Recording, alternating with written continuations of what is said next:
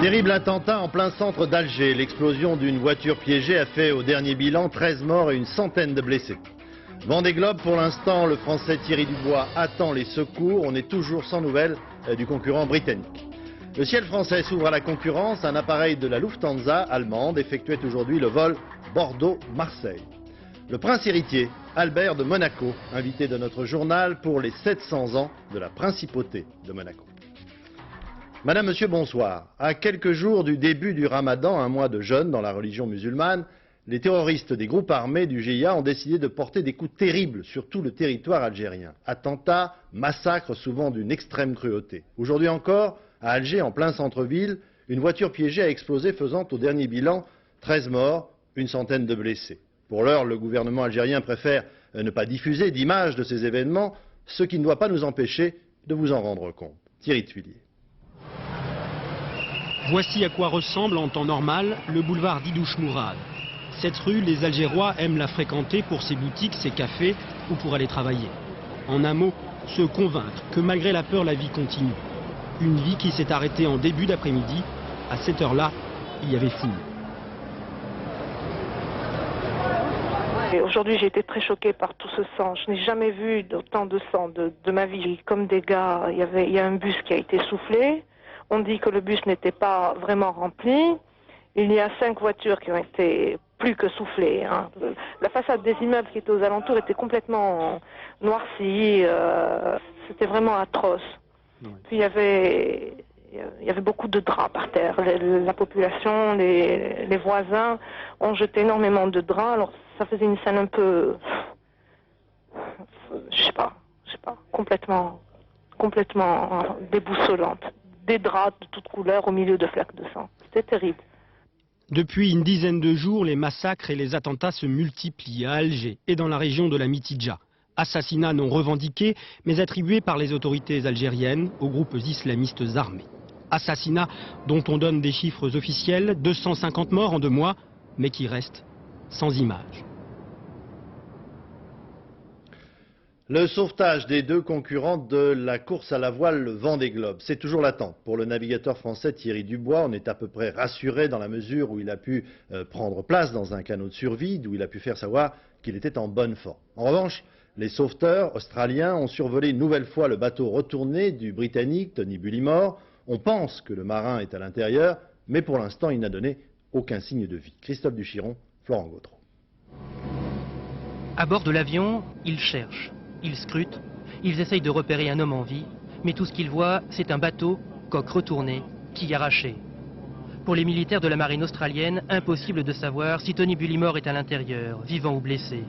À 2500 km des côtes, entre l'inquiétude qui grandit pour l'un et l'espoir qui renaît pour l'autre.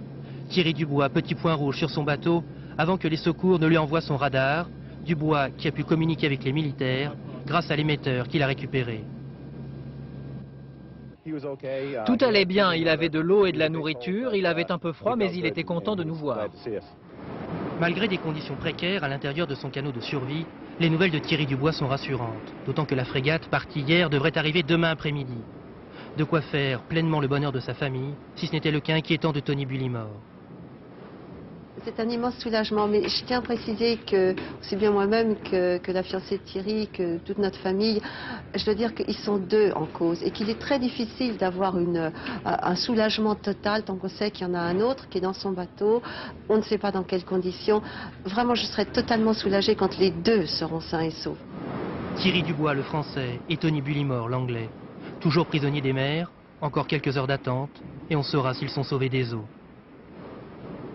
Survivre dans une mer déchaînée, comme vous l'avez vu, c'est le cas actuellement dans l'océan Indien, au large de l'Australie, n'est pas une mince affaire, même si les techniques de recherche et les moyens matériels mis à la disposition des naufragés sont aujourd'hui très au point. Thierry Clopeau, Jacques Gérard. Le geste qui peut sauver, le geste que font tous les marins du monde quand leur bateau est en détresse en plein océan. Le signal d'alarme de la balise Argos, reliée par satellite au PC Course, est enclenché. Cette balise est une balise de position et de détresse. C'est alors que l'opération sauvetage est en marche. Départ du Breguet Atlantique de l'armée de l'air, objectif, repérer, grâce au signal radar, le navire naufragé le plus vite possible. Question de vie ou de mort. Quand on décolle dans des missions de secours maritime, on part toujours avec des chaînes SAR, qui sont des canaux qui se gonflent en contact avec l'eau quand on les largue pour des naufragés. Ici, nous en avons 5 par avion pour toutes les missions de secours maritime. Dès que le navire est repéré, après souvent plusieurs heures de recherche, l'opération largage du canot de survie est lancée. Il faut être précis pour que le naufragé, souvent transit froid, dans une eau à 2 degrés, fasse un minimum d'effort. Voilà, l'alimentation, donc des petites rations tout à fait suffisantes, plus l'eau par petit sachet de 100 ml. Comme ça évite de le renverser si c'était une bouteille par exemple. Là, c'est des petits sachets et il y a vraiment ce qu'il faut pour tenir 5-6 jours sans problème. Et dans la panoplie du parfait naufragé, une radio, une lampe de poche et une couverture de survie en aluminium. Mais une chose est sûre, pour Thierry Dubois comme pour les autres, c'est la galère qui commence. Thierry est accroché derrière son bateau, les creux sont de 4-5 mètres, donc ça fait quand même déjà très haut. Il est en remorque de son bateau, donc il peut y avoir des à-coups, même si le radeau est prévu pour ne pas se chavirer. La mer est quand même très forte pour un petit engin comme ça, et c'est vrai que bon, on peut se dire qu'il est quand même beaucoup mieux là que en train de tenir son safran. Pour tous les naufragés du monde, c'est ensuite l'attente de l'arrivée de la frégate qui viendra les délivrer de l'océan en tempête. Le marin aura alors sauvé sa vie. Après, il rêvera de sauver son bateau.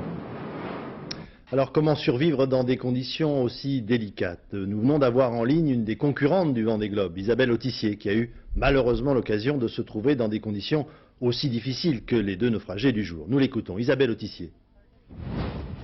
J'espère que c'est un bon radeau et qu'il n'y a pas trop de soucis. Et à ce moment-là, oui, le fait d'essayer de dormir un petit peu, c'est très difficile. Hein, c'est par toutes petites tranches parce que en général, on est réveillé par le froid et c'est très très difficile à vivre. Je crois que c'est un énorme soulagement de savoir que des choses sont en place et puis d'avoir une échéance, de se dire bon, il faut que je tienne 24 heures, 48 heures, 72 heures. Je crois que ça c'est moralement un gros soulagement. Maintenant, ça n'enlève rien à l'extraordinaire difficulté de ce qu'il est en train de vivre. L'eau est terriblement froide, elle doit être à quelque chose comme 2 ou 3 degrés. Donc il doit avoir extrêmement froid et puis s'il y a du mauvais temps, il y a encore un risque que son radeau se retourne, enfin j'espère que non. Mais donc les conditions doivent être très dures, mais je pense que le fait de savoir que c'est en route, moralement c'est énorme. Voilà, et ajoutons simplement que le premier naufragé de ce Vendée Globe, le Raphaël Dinelli, vient enfin de mettre pied à terre en Australie. L'Union européenne, c'est la libre circulation et la libre concurrence, vous le savez, dans tous les secteurs de l'économie. On en parle d'abord, elle se concrétise ensuite. C'est le cas aujourd'hui pour le ciel français. Un appareil de la compagnie allemande Lufthansa a effectué donc ce mardi un premier vol intérieur en France entre Bordeaux et Marseille. Frédéric Crotta. À 7 h ce matin, embarquement pour le premier vol Bordeaux-Marseille de la compagnie Lufthansa. 5 passagers seulement au départ, mais la compagnie allemande ne fait qu'amorcer la pompe. Le marché français est un des plus convoités en Europe. Le 1er avril prochain, toutes les compagnies étrangères pourront, si elles le souhaitent, assurer des lignes intérieures. Mais pour l'instant, ce Bordeaux-Marseille aux couleurs allemandes n'est possible que parce que le même appareil effectue ensuite à Marseille-Munich. Autre condition, la compagnie n'a le droit de vendre en trafic intérieur que la moitié des sièges de son avion. Mais ceci est avant tout pour Lufthansa un formidable test, une étude de marché en grandeur nature avant la grande libéralisation. Je crois qu'il est toujours intéressant d'exploiter un marché intérieur parce que ces passagers qui vont faire la ligne Marseille-Bordeaux, Bordeaux-Marseille vont prendre connaissance du produit Lufthansa, de la qualité du service Lufthansa et nous les retrouverons demain sur nos longs courriers ou sur nos lignes européennes. Cette technique s'appelle le cabotage consécutif. Elle est déjà utilisée chez nous par Alitalia entre Lyon et Nantes. On peut se demander si Air France a l'intention de commencer à conquérir de cette façon d'autres marchés européens. Ce que j'attends, c'est que la France aille ouvrir des lignes en Europe et en Allemagne, pourquoi pas. Seulement voilà, la compagnie française est en plein redressement. Elle n'a pas encore les moyens d'être aussi agressive à l'étranger. Difficile d'imaginer donc pour l'instant un Berlin-Francfort aux couleurs d'Air France. La vague de froid sur la France. Après une accalmie toute relative, demain la pluie arrivera par le sud-ouest avec des risques de verglas. Et le froid a encore fait 4 nouvelles victimes, des sans domicile fixe, ce qui porte à 29 le nombre de personnes décédées du froid au cours de ces dernières semaines. Si les grands axes sont donc dégagés, dans certaines régions reculées, la neige est encore bien présente. C'est le cas aux confins de l'Aude et de l'Ariège, où pour assurer le ravitaillement des villages et des habitations isolées, un épicier ambulant est obligé de faire preuve de beaucoup d'astuces et de bonne volonté. Léo Lamberton, Ibario Cruz. Espezel se réveille à peine, mais l'épicier du village est déjà en pleine activité. Louis Pêche prépare sa tournée pour la journée. Depuis une semaine, il charge un peu plus son camion que d'ordinaire, car l'arrivée du froid a changé les habitudes de ses clients. On charge un peu plus, oui, poireaux, salade, carottes, tout ça, parce que les gens ont dans leur jardin souvent donc tous ces produits-là, hein. Ils ne peuvent pas les ramasser. Et c'est vrai qu'on en a un peu plus, on en prend un peu plus, bien sûr. Avant le départ, coup de téléphone indispensable au service de l'équipement pour connaître l'état des routes. Par ferrage, je vais monter ou quoi? Pour l'instant, là, on n'a pas été installé. On va y aller d'ici demi-heure. Depuis des années, Louis Pêche sillonne le plateau de Sceaux, aux confins de l'Aude et de l'Ariège. Il est habitué aux hivers rigoureux, mais des hauteurs de 50 cm de neige comme aujourd'hui sont exceptionnelles. Et pourtant, il n'est pas question pour lui d'annuler sa tournée. Nous, si vous voulez, se fait un devoir et un honneur de les servir, quoi, par n'importe quel temps. Pourquoi? Parce que c'est notre boulot et on veut bien le faire, quoi. On est là pour les servir. Oui. On n'est pas là-bas, hein? Ah ben, j'ai dit ça, il y a ce coup-ci, il vient pas de la neige. Hein? Non, pirez-vous. Manquez le cadeau. Tenace, Louis Pêche l'est d'abord pour ses clientes, car dans ces hameaux reculés vivent surtout des personnes âgées, comme cette dame qui l'attend tous les mardis pour faire ses provisions pour la semaine.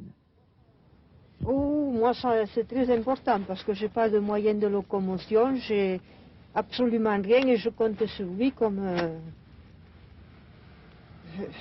C'est vraiment important. Hein? Vaille que vaille, Louis Pêche aura fait sa tournée. Il aura mis 8 heures contre 4 habituellement. Il sera arrivé en retard à tous ses lieux de rendez-vous, mais qu'importe, il est venu et pour les habitants du plateau, c'est là l'essentiel. Hier soir, un autocar est entré en collision avec un train au passage à niveau de Thiaville-sur-Meurthe, en Meurthe-et-Moselle. Le car s'est engagé sur la voie ferrée après 25 minutes d'attente. Les barrières étaient bloquées, peut-être par le froid. Heureusement, le car était vide. Le chauffeur et un autre automobiliste qui s'était engagé sur la voie ont été sérieusement blessés. Une dizaine de voyageurs du train ont été, eux, commotionnés. Dernière conséquence du froid et du dégel à venir, les problèmes de canalisation d'eau. Dans les départements du Nord, par exemple, les plombiers ne savent plus où donner de la clé à molette. Reportage Anne Mourgue, Patrick Wurstom. Bonjour madame, c'est le plombier. Bonjour madame. Bonjour monsieur. Pour quel problème alors? Il y a une canalisation qui a sauté, je pense, c'est une inondation, ça a gelé et puis maintenant il y a midi, il y a une inondation. Depuis l'arrivée du gel, comme tous les plombiers, Robert Henwood est débordé. Canalisation éclatée, compteur gelé, ici plus d'eau depuis 3 jours. C'est pas de vaisselle, pas de douche, pas de toilette, c'est tout quoi, pas de lavage d'appartement. Vous avez eu du mal à trouver un plombier? Pas mal, ouais. J'en ai appelé au moins une bonne vingtaine avant qu'il y en ait un qui puisse se déplacer. Ça s'est déclaré dimanche, j'en ai eu seulement aujourd'hui, quoi. Apparemment, ils sont tous débordés. Qu'est-ce qu'il faut faire pour éviter que les canalisations explosent? Le mieux, c'est de mettre ou un cordeau chauffant ou là laisser couler l'eau. Quand on part en vacances, mais c'est vrai que ça revient cher après. Donc il faut choisir ou payer l'eau qui revient cher ou le plombier qui revient cher aussi quelquefois. À midi, un sandwich vite avalé, pas le temps de s'arrêter. Ici, une autre inondation. En attendant le plombier, quelques rafistolages faits maison, bien insuffisants. Heureusement qu'il est arrivé. Un peu de sauveur? En quelque sorte, ouais. Ouais, c'est vrai. Dans ce domaine-là, oui.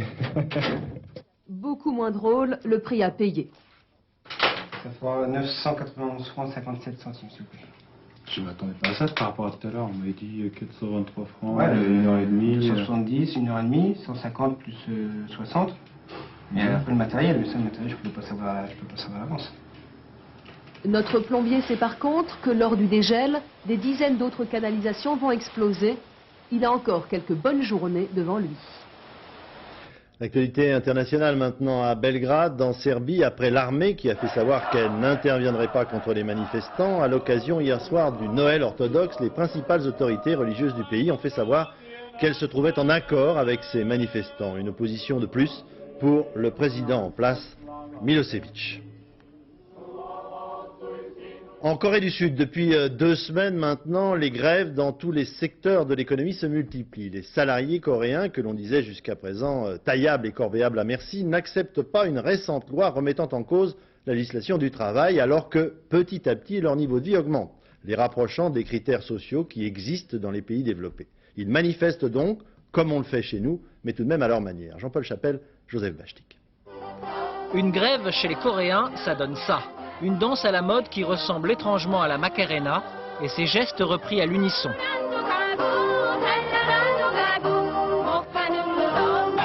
Mais le conflit qui secoue le pays est en train de se durcir. Les affrontements avec la police se multiplient. L'événement qui a mis le feu aux poudres, c'est une loi votée en catimini entre Noël et Jour de l'An. Elle facilite les licenciements et n'autorise qu'un seul syndicat officiel pour encore au moins 4 ans. Réplique des salariés, mieux formés, mieux payés, ils refusent aujourd'hui de nouveaux sacrifices. La Corée découvre à son tour les inconvénients de la mondialisation. Nous, du côté français, nous estimons que nous sommes menacés par une concurrence déloyale venant de la Corée du Sud. Et la Corée du Sud, qui a été un des premiers nouveaux pays industrialisés, maintenant se heurte dans son champ au fond d'activité à la concurrence de pays plus récemment industrialisés, je pense à la Malaisie, à la Thaïlande, à quelques pays dans la région, qui font également de la surenchère en matière sociale. Par rapport à ses voisins, la Corée est devenue chère.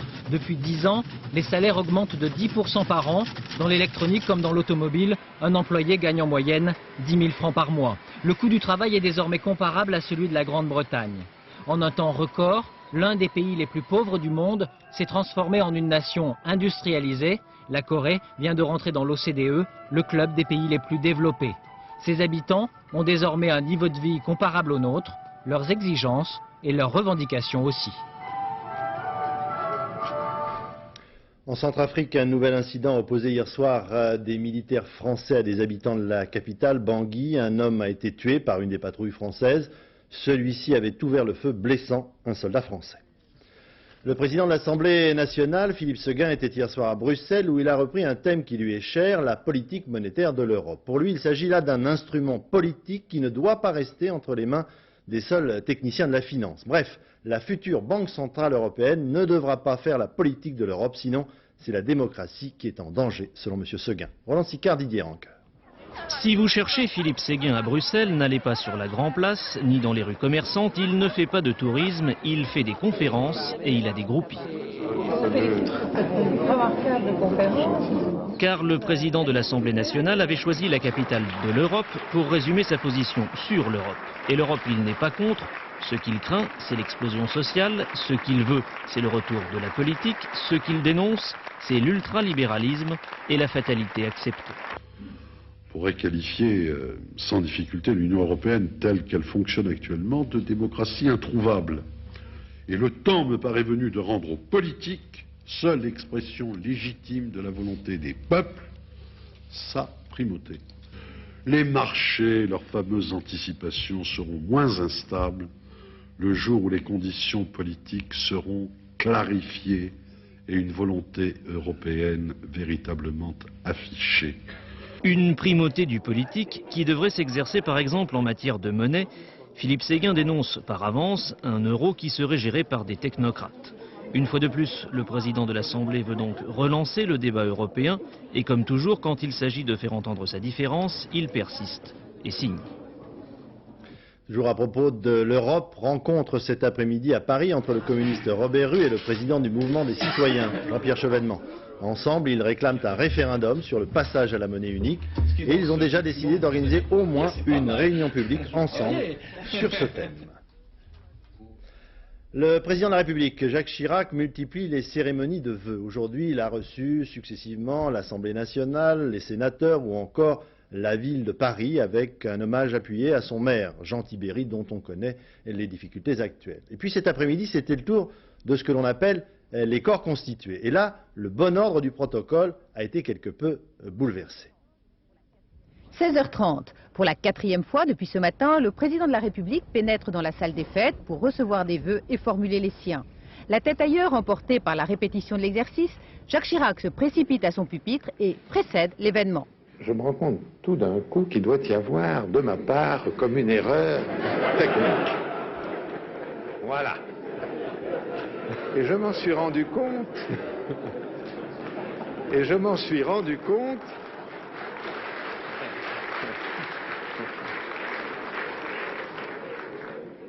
Et je m'en suis rendu compte en voyant, j'ai été très sensible aux vœux que vous avez bien voulu m'adresser. Et pourtant, ces vœux n'ont pas encore été prononcés. Alors, Jacques Chirac se remet au pas. Il attendra son tour pour prendre la parole et évoquer plus sérieusement la réforme de l'État qui lui tient à cœur. Un État plus efficace, c'est avant tout un État plus proche des Français, un État qui soit à leur écoute pour se mettre à leur service. C'est pour cela que la déconcentration des services est une étape indispensable, l'une des étapes, mais peut-être la plus importante, indispensable de la réforme de l'État. La plupart des décisions ne doivent plus se prendre à Paris, mais sur le terrain, au plus près des personnes concernées, pour plus de réalisme, plus d'efficacité, plus de rapidité. En bref, encore l'ancien PDG de l'entreprise de travail par intérim, Marc Braillon, a été condamné aujourd'hui à 3 ans de prison, dont 1 an ferme, après la faillite de son affaire. Le gérant de la société Apides, dont nous parlions hier soir dans le journal et qui avait organisé, souvenez-vous, des réveillons fantômes dans la région parisienne, a été arrêté à Fort-de-France, en Martinique. Le CERC, un organisme officiel qui se préoccupe du revenu des Français, sort aujourd'hui une étude sur ces 5 dernières années. L'on s'aperçoit que les inégalités entre Français continuent malheureusement de grandir. Elisabeth Esley, Yann Jikel. Être jeune, c'est un atout. Être diplômé, c'est un plus. Mais les années 90 font déchanter. 20% de ceux qui sortent de l'enseignement supérieur sont chômeurs et ils mettent de plus en plus de temps à trouver un emploi stable. Diplômés ou pas, c'est en France que le taux d'activité des 20-24 ans est le plus bas et c'est aussi chez les jeunes qu'il y a le plus de pauvreté. Une inégalité liée à l'âge. Dans le même temps, les ressources des retraités ont augmenté de plus de 2%. Les revenus du patrimoine y étant pour quelque chose, entre 89 et 94, ils ont progressé de près de 4% par an, alors que les salaires, eux, baissaient de 0,5%. Les années 90, c'est aussi la généralisation du chômage, qui touche les cadres, jusqu'alors plutôt épargnés, et le développement sans précédent des contrats à durée déterminée ou en intérim et du travail à temps partiel. Celui-ci représente aujourd'hui 16% de l'ensemble des emplois salariés, parfois contre l'avis des intéressés, puisque 38% des personnes à temps partiel aimeraient travailler davantage. Les auteurs du rapport lancent une mise en garde contre la flexibilité de l'emploi. Elle risque, selon eux, d'aggraver la conjoncture en période de faible croissance. À ce propos, le ministre du Travail et des Affaires sociales, Jacques Barrot, doit recevoir à partir de demain toutes les organisations syndicales afin de trouver avec elles toutes les solutions possibles pour faire reculer le chômage. Et bien sûr, il y sera question de la fameuse flexibilité de l'emploi. Et puis encore une trentaine de députés de la majorité se sont rendus aujourd'hui chez le Premier ministre pour lui remettre un rapport, 40 propositions pour simplifier essentiellement le système des prestations familiales. La principauté de Monaco fêtera officiellement demain ses 700 ans d'existence. Monaco et sa famille princière est connue, reconnue dans le monde entier et pourtant, sur un plan, disons, strictement géographique, la principauté ne mesure que 2 km² pour 30 000 habitants. Mais ses différents revenus d'ordre privé se montent à 40 milliards de francs. Notre enquête de ce soir, menée par Yasmina Farber, Alban Mikosi et Didier Beaumont, est intitulée « L'entreprise Monaco ».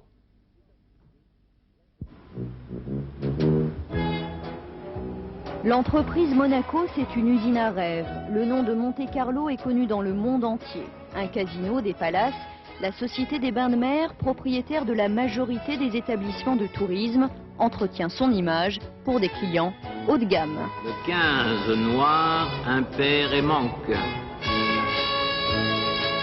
Nous pouvons recevoir à Monaco l'élite mondiale, car on n'a pas besoin de 30 ou 40 gardes du corps pour des gens extrêmement riches. La sécurité et le luxe, 2 pierres angulaires de l'économie monégasque. La Société des Bains de Mer a investi 150 millions de francs dans ces thermes marins flambant neufs. La SBM, c'est 1,4 milliard de francs de chiffre d'affaires. La principauté gagne grâce à elle 3% de son budget. Parfois, les visiteurs en villégiature posent leurs valises définitivement à Monaco. Les 6 000 monégasques et les 12 000 résidents étrangers ne payent pas d'impôts. Les dépôts d'argent ou de valeurs mobilières fleurissent. On approche les 160 milliards de francs français dans les 50 banques et établissements financiers de la principauté. Que vous rapporte cet argent? Directement, peu de choses, mais il est clair que cela représente un certain nombre d'emplois, cela représente l'arrivée d'un certain nombre de personnes qui viennent s'établir à Monaco, et puis ça représente aussi donc des placements dans des établissements bancaires qui se portent effectivement très bien. Sur ces 2 km², l'immobilier grignote le terrain pour accueillir des hôtes de marque. La famille Pastor connaît bien ce domaine. La plupart des immeubles lui appartiennent. Après la construction, opération promotion. Avec 2 chambres, 2 salles de bain, une grande cuisine, une belle loggia. À Monaco, le prix du mètre carré varie entre 25 000 et 80 000 francs. Ici, ce client italien recherche une location. Ce genre de produit est à peu près dans les 450 000 francs par an, plus charge. Bon, il faut compter l'utilisation de la piscine, la surveillance générale de l'immeuble. Voilà, tout est compris. Les avantages fiscaux compensent ces tarifs élevés du logement. 30 000 personnes vivent à Monaco. Parallèlement, 30 000 personnes, dont des Français et des étrangers, viennent aussi travailler en principauté. Tout le monde y trouve son compte. Monaco gère un budget de 3 800 millions de francs, l'équivalent du budget d'un département français.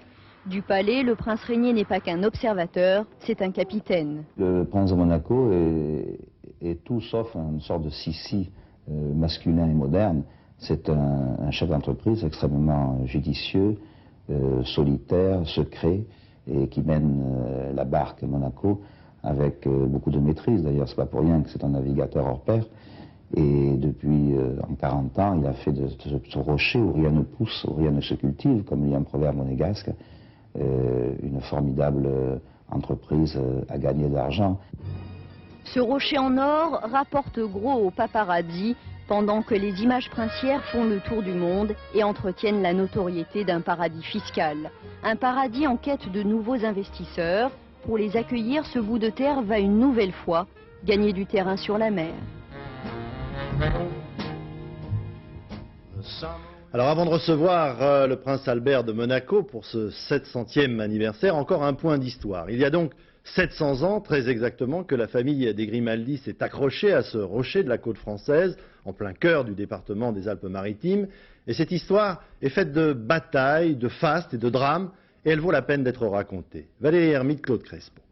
Grâce Patricia, voulez-vous prendre pour légitime époux Régnier Louis-Henri? Elle était l'une des princesses du cinéma. Elle devint en 1956 celle de tous les monégasques. Le 18 avril, Grace Kelly épouse Régnier III devant les caméras du monde entier. Mais l'histoire de Monaco commence il y a 7 siècles avec le neveu de Régnier Ier, Francesco Grimaldi, un Génois qui un beau jour de 1297 s'empare du rocher. La dynastie Grimaldi est née avec pour devise Deo Iuvante, avec l'aide de Dieu. Francesco Grimaldi, en 1297, s'est présenté habillé en moine donc à la porte de Monaco, et grâce à ce subterfuge a pu s'emparer de la forteresse avec l'aide de Dieu, justement, Deo Juvente, peut-être avec un petit peu de malice d'ailleurs. 1619, les Grimaldi deviennent des princes. Honoré d'eux étreignera le titre, puis le grand siècle consacrera leur famille, le roi Soleil les introduira à la cour.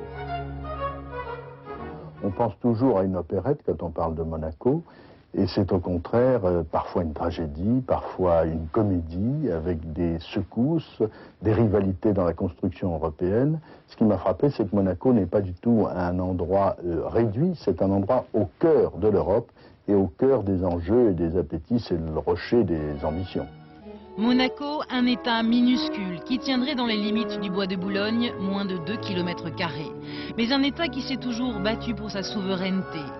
1861, Monaco perd Menton et Roquebrune, mais gagne un quartier, Monte-Carlo, le Mont Charles, du nom de cet ancêtre, Charles III. C'est ici désormais que vont se lancer les modes, avec Charles Garnier, architecte à qui l'on doit l'Opéra de Paris et celui de Monte-Carlo. Puis, il y aura Albert Ier, un prince marin, féru de science. Son fils, Louis II, un prince soldat, puis Régnier III, frappé par la mort tragique de la princesse Grace. C'était le 14 septembre 82, la principauté vivait l'un de ses plus terribles deuils. Depuis plusieurs années, la vie des Grimaldi s'étale sur papier glacé avec ses joies et ses parfums de scandale. Mais à l'aube du 3e millénaire, c'est vers le prince Albert que les regards se tournent désormais, un prince que Régnier III associe de plus en plus à la gestion de la principauté. Nous parlons très franchement et très ouvertement des différents problèmes. Mais je pense que c'est difficile de mettre une date limite. Il y a aussi la question de son mariage. Il faut savoir, moi j'aimerais qu'il prenne les choses en main en même temps qu'il fonde un foyer. C'est important pour la succession. 700 ans de l'histoire d'un pays, le seul, selon Colette, dont les frontières sont des fleurs et dont les principaux attraits sont le rêve et l'argent. Monseigneur, bonsoir. Bonsoir. Merci d'avoir accepté notre invitation. Ma première question, c'est celle que vous pose votre père. Quand allez-vous vous marier? Allez-vous nous annoncer votre mariage? On m'a posé déjà 7 fois la question aujourd'hui, puisque j'ai répondu à plusieurs de vos confrères. Déjà, lorsque le moment sera venu, ce moment n'est pas encore là, donc je ne peux pas vous répondre de façon précise. Bien. Alors, le prince de Monaco, on l'a vu au cours des différents reportages, c'est à la fois un chef d'État et un chef d'entreprise. Qu'est-ce qui est la fonction la plus importante? Je crois que les deux sont inextricablement liés. Je crois qu'on ne peut pas diriger un pays, aussi petit ou aussi grand soit-il, sans en même temps, quelque part, être à la fois un chef d'entreprise ou un diplomate ou aussi un homme d'affaires. Enfin, c'est plusieurs fonctions.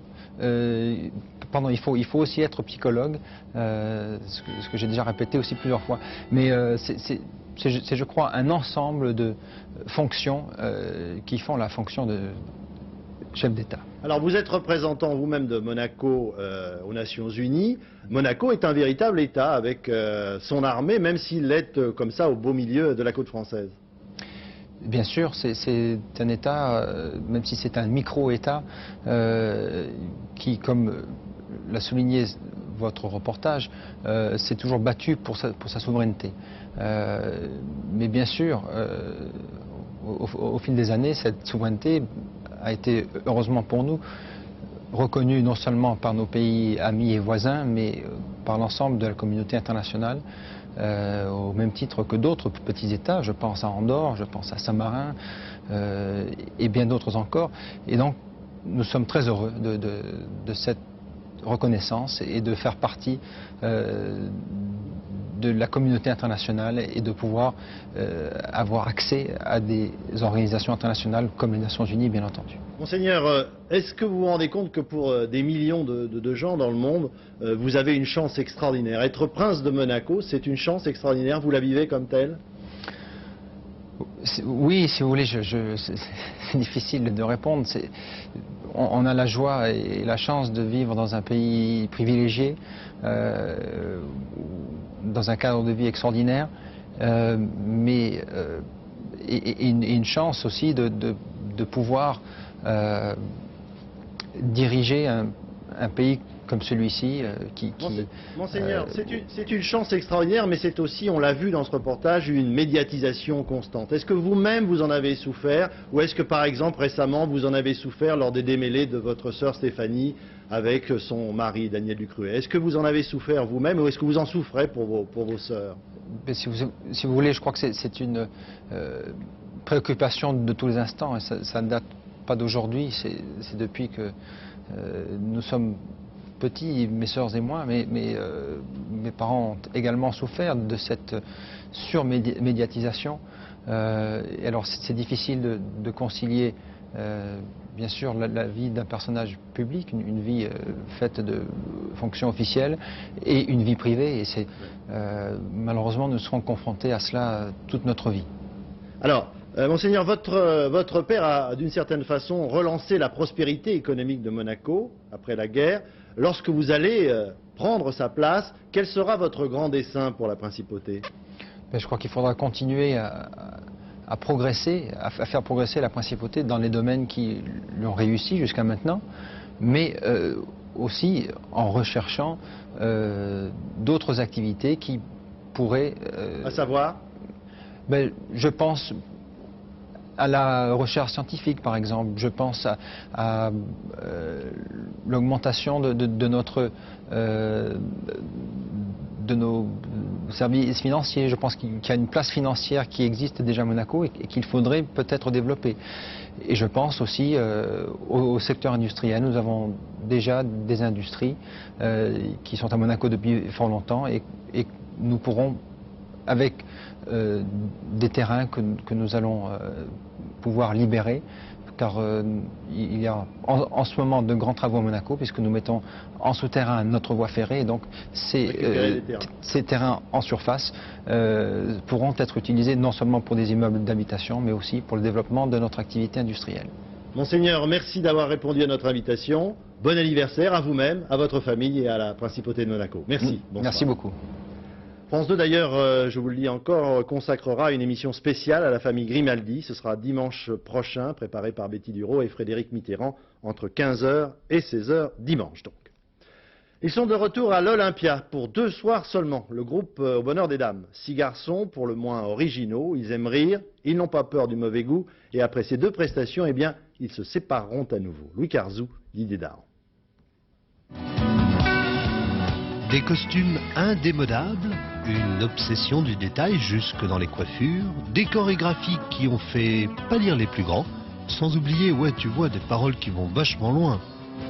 Pour les vacances, Jean-Bert Bison fouté, pour traverser toute la France, notre seul moyen d'arriver.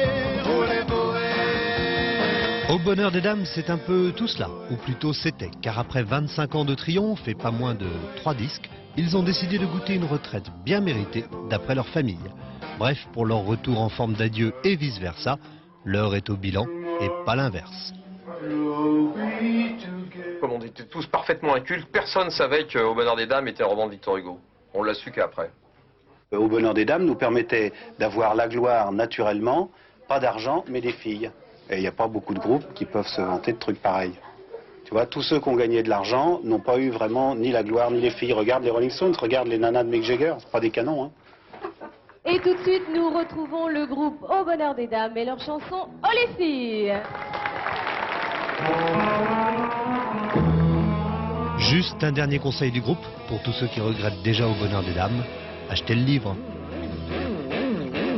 Je suis sorti avec Hélène. Dans un café, on s'est assis. Quand je lui ai dit que je l'aime, elle m'a dit qu'elle m'aimait aussi. Le lendemain, je lui téléphone. Elle me dit que tout est fini. Oh les filles, oh les filles, mes parents de bateau.